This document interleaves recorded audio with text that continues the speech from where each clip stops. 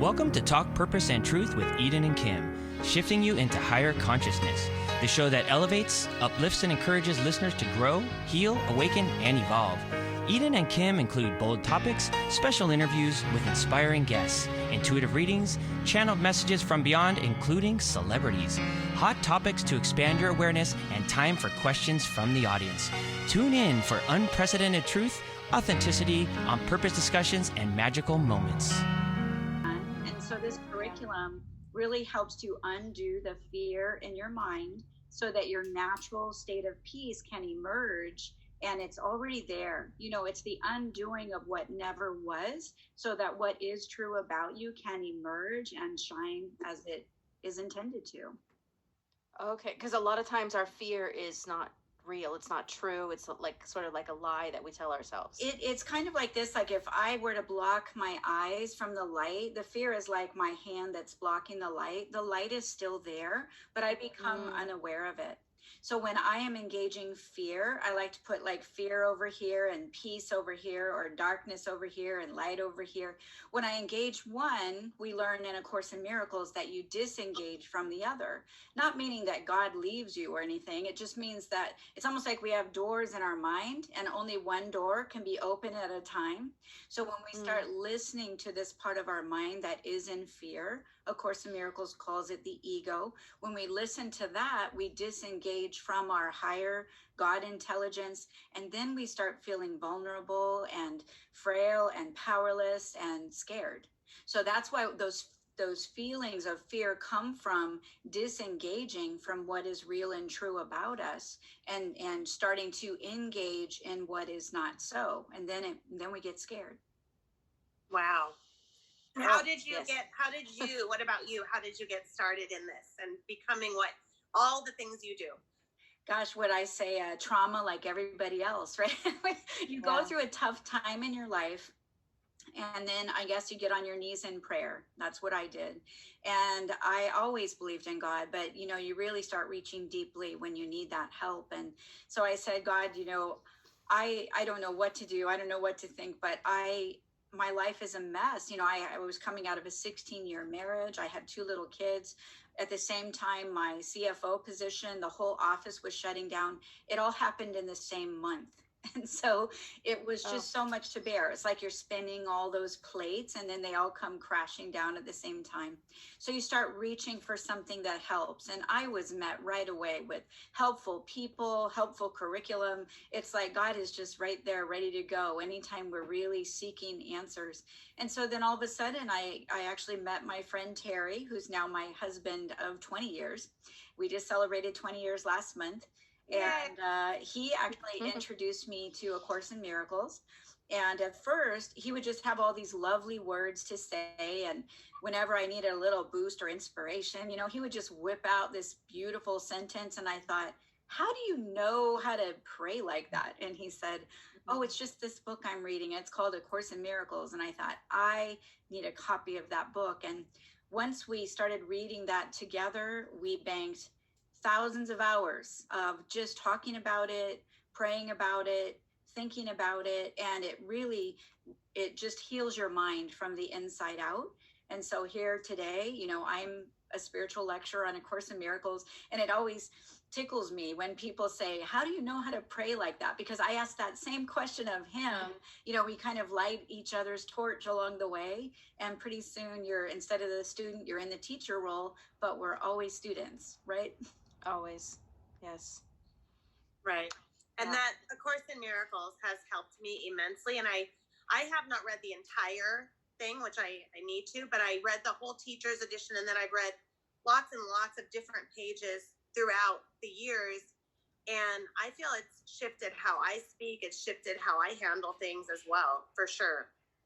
It sure does. And I think the message that came through today when I was just praying about what would you like me to share, I always come from that place. And I feel like that message is that everyone listening, you are not alone, and don't assume you're alone. Don't act like you're alone. Pray, ask, reach, listen, because there is help. And there's so many times when I thought I was at my bottom and I would reach up and then something happens, whether it's somebody calls or all of a sudden you feel better or there's going to be a shift. But I think sometimes we try to battle things by ourselves. In A Course in Miracles, in the lessons, there's 365 lessons in the middle of the book, one for each day of the year. And in one of those lessons, it says that if you are trying to solve things yourself, you have every reason to be apprehensive and anxious. So when you're feeling anxious, I want you to use that like an alarm clock, like, oh gosh, I must be trying to solve this myself again. And then pause and then kind of back up, consciously back up out of the situation. And I love these 3 words from A Course in Miracles. They are decide for me. Decide for me. So you're calling on that God intelligence. You might call it Holy Spirit. You might call it God, higher consciousness, but you're calling on this very clear place in your mind to decide for you. Maybe you're going into a job interview and you're just terrified and you feel like you are the right person, but you're worried that you'll screw it up in the interview. So before you decide on it not going well, then you want to make a reservation for peace. That's what I call it. It's kind of like calling ahead for dinner. You know how we make a reservation? Yeah. If you don't, you know how you usually don't get a table. It doesn't work out so well. Same thing with peace. You want to call ahead for peace. So you can just say, dear God, I make a reservation for peace about this interview. You decide for me about what I say, what I do, how it comes out of my mouth. And I want the highest, happiest, most remarkable outcome. Show me how this can work, and I'm willing to allow it to be a great experience. I think one of the things I learned along the way is a key point is not that we have perfect thoughts. It's not that we're great listeners, because sometimes we aren't. The biggest thing I think is to not decide against yourself. When you go into that interview and you're saying, I don't know, I never interview well, or last time it didn't work out. I mean, if we could just not do that and skip over that, you are well on your way to a happy outcome. Because when you engage higher consciousness, you're assured of a peaceful outcome. You are. I've never in all these years gave a situation to God and walked away and said, oh, that was a mess. Never. It always works out. So when you turn it over, you can expect it to work out. But if we decide against ourselves or we hold on to that negative expectation, then we're engaging that part of our mind over here, and then that doorway to what is true and real will feel like it's closed. It's never closed. It's like my hand covering my eyes. It feels like the light went out. The light did not go out. There's just something blocking it. So when anyone out there is feeling fearful, use it like an alarm clock, not to judge yourself, but to say, oh, I must be trying to solve this on my own. Maybe I need some help here. Let's bring in the posse, let's bring higher consciousness that already knows the best way through this situation. Wow. I could listen to you for hours. I just want listening. Awesome. Kim, let's not ask any questions. Just have to talk. This already is so helpful and such a good reminder, because what's been really helping me is I imagine gold light coming down, and I just say God is within me and around me, and I remind myself throughout the day, and that's been really helping as well. But I love this because it's true. I think there's so many people that feel that it's not okay to pray for every little thing. Why not? It's in God wants that, but people go, oh no, I'm only supposed to pray for something when it's chaotic or a disaster. And that's not true. And I think that you're telling us that we can for any little thing. Any little thing. May I share a quick little miracle story that came the very first time that I was really trying to ask, even over the simple things. And it was years and years ago. And I thought, okay, so in A Course in Miracles, he's saying, ask me what you should do, how you should do it, what you should say, not to be controlled, but to tap into this one part of yourself that's high and clear and loving and available, that can guide you in everything you do. So I thought, all right, I'll start with something I don't normally ask about, and I'll start there, something simple. So I went into my closet and I asked God, what should I wear today? Well, what I was planning was a meeting with a doctor actually to talk about EFT. He wanted to know more about it, maybe share it with some of his patients. I was excited. He was excited. And so it was August, it was hot. I walked into my closet and then I just decided to follow what is peaceful, what makes sense. And after you've prayed and asked for help, I want you to follow what is peaceful and compelling without question, because sometimes you won't even understand what you're putting together. So I pulled things out of my closet. One thing was a little black short sleeve top. That was odd. And then a little plaid skirt and some dark stockings and heels. And I thought, that is the strangest outfit ever. It's August. I'm meeting someone for the first time. You're telling me to wear black? Like, what is going on? But I used to argue a little more. Now I don't argue at all.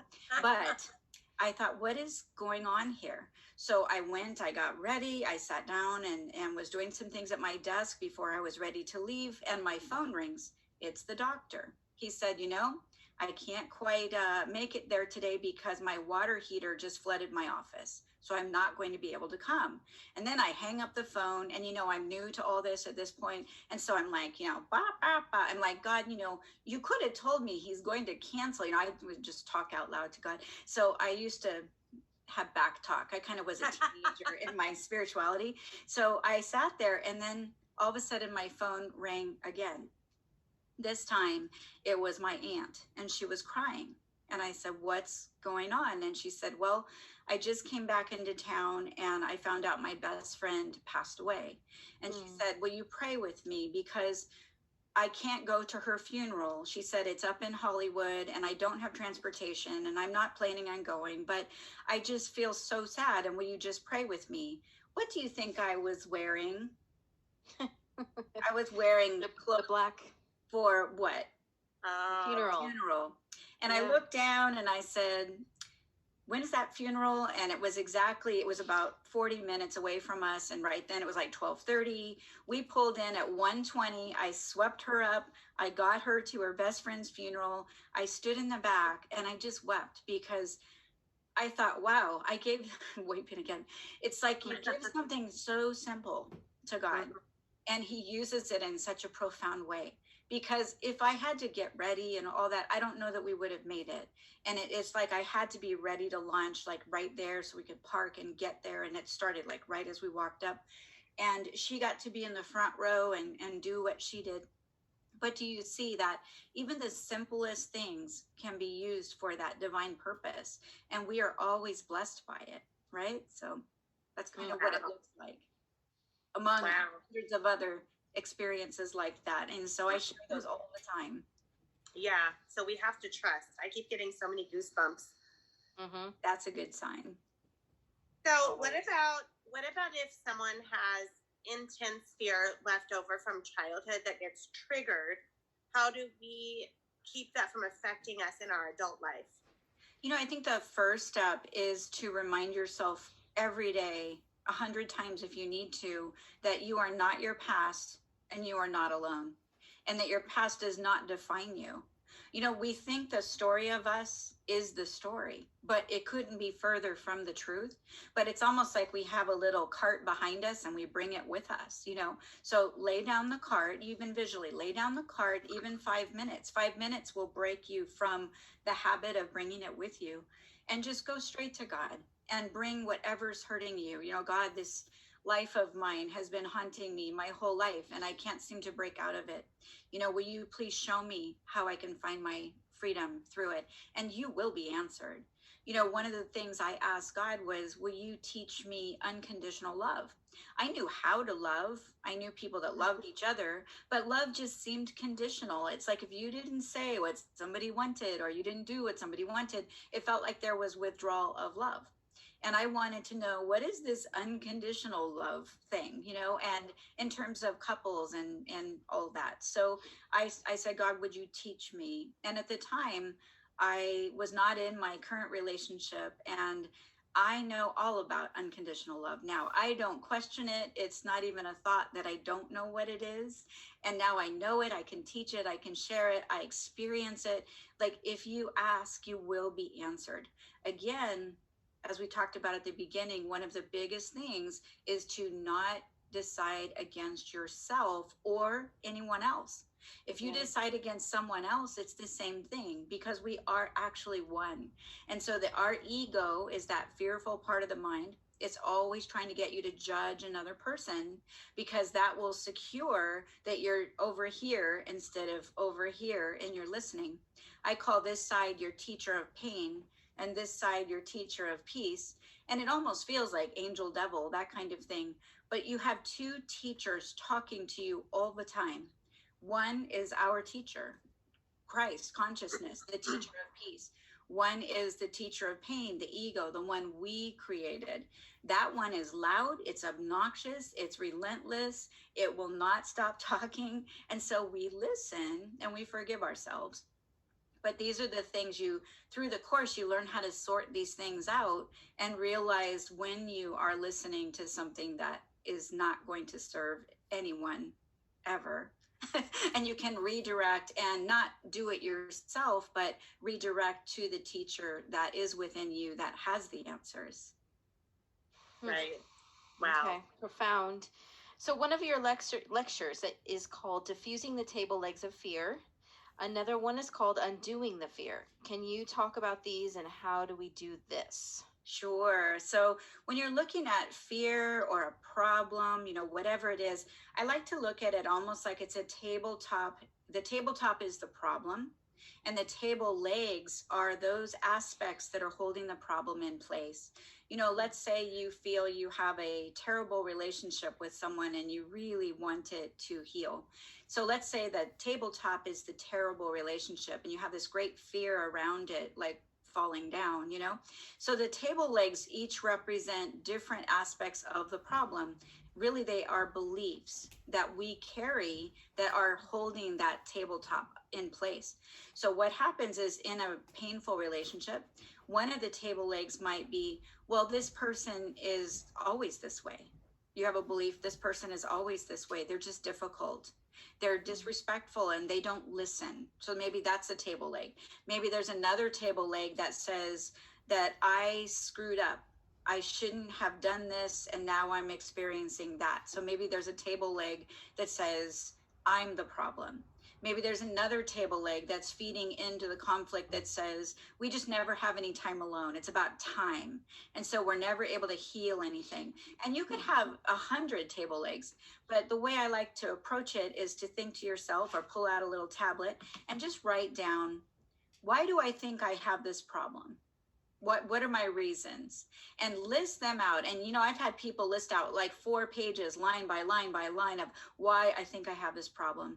And then give that tablet over to God and just say, you know what? I'm willing to be wrong about everything on that tablet.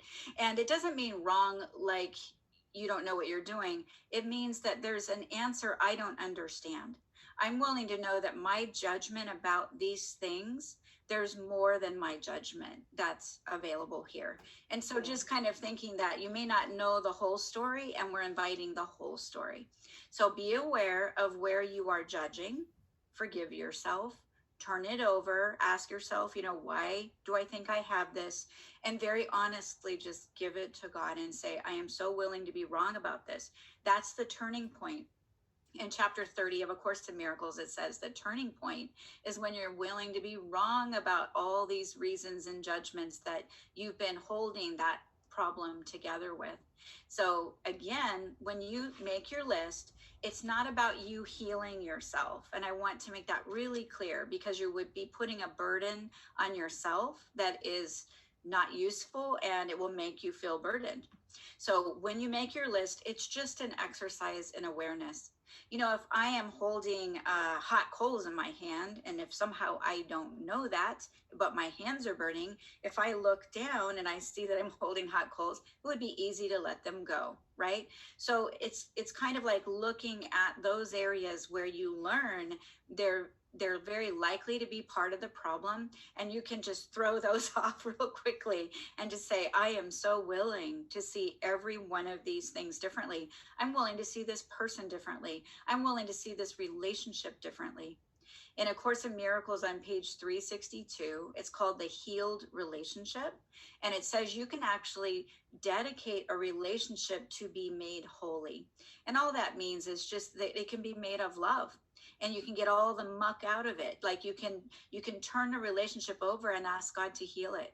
And he describes what will happen when you do that. It's such a profound writing. And I think what I love most about it is it answers all of my unanswered questions. It just provides solid answers that make sense. And then I don't feel like I'm just wandering around, waiting for the next best answer kind of thing, Mm-hmm. Wow.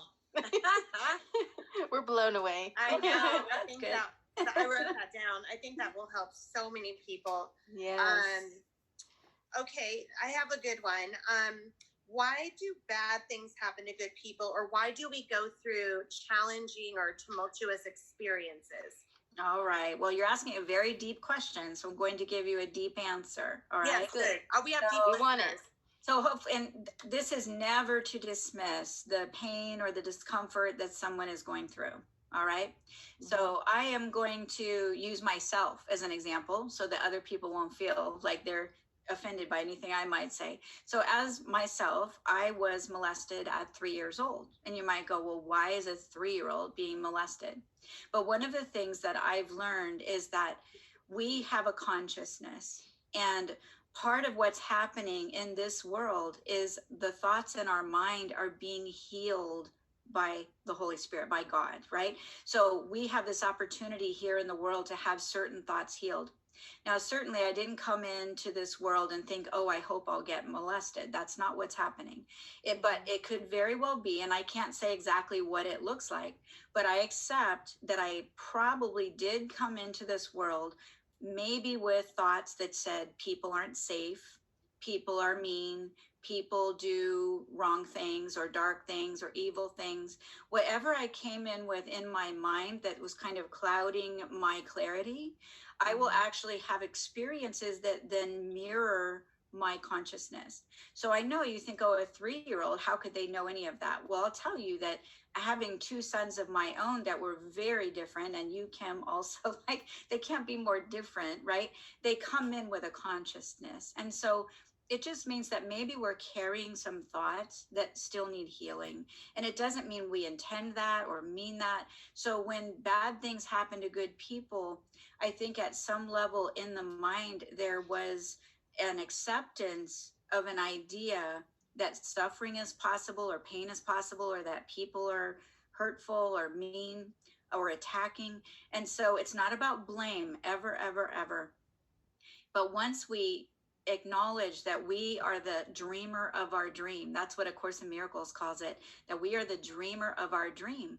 It says actually that when we have our nighttime dreams, and you know how we can have bad people in our nighttime dream, we can have good people. Well, it says that when we wake up, we recognize we were dreaming, that it didn't actually occur. But he says that we actually aren't all the way awake yet. We think we are because we wake up every day to a continuing story. But he says, actually, you're in another layer of that dream. You're still waking up. And he says this, it's so interesting when you start to see all the parts come together. But he says the reason you don't wake up, do you guys want to know why we don't let ourselves wake up? Yes. Of course. Yes. Isn't that a cool question? So the reason that we don't is because of our special relationships. I mean, we have our kids and our parents and our dog and our cat, and and so there's this idea that we have this life that we think is it, the end all be all, and we won't let go of it. We think that that is all there is, and we actually won't let ourselves wake up. And so the Holy Spirit, our God intelligence, is helping us to let go of some of those fearful thoughts, and the accomplishment of the healing is by higher mind, not by us. But as all that stuff clears away out of our mind, Then we go to a very happy state. He calls it the happy dream, which is where things work, which is where I live. I live in the happy dream now. I never did, but I do now. I'm healthier than I've ever been. It's not about the world and stuff, but I'm healthier than I've ever been. Every single relationship I have has been healed. It's just that I live in a peaceful, happy place. I don't feel scared ever. I always feel guided every time. So you start to live a very happy dream under higher guidance, and then you're being prepared for a full awakening. And that's the awakened mind. And you will actually awaken again into your God-given state of grace, and you will recognize it. We haven't forgotten it entirely. We've just gotten busy with other things. Right. So, and you can be that, and you are proof that you can get into that happy dream state even, and have your husband and have your kids involved, and exactly. you can have that. In fact, it's almost required. I took it that way. He doesn't say that specifically, but he says that your nightmares will kind of turn into happy dreams under higher guidance, because you're being guided by the part of you that doesn't decide against you. God's will is your perfect happiness, and for you to know his love, and for you to experience that grace.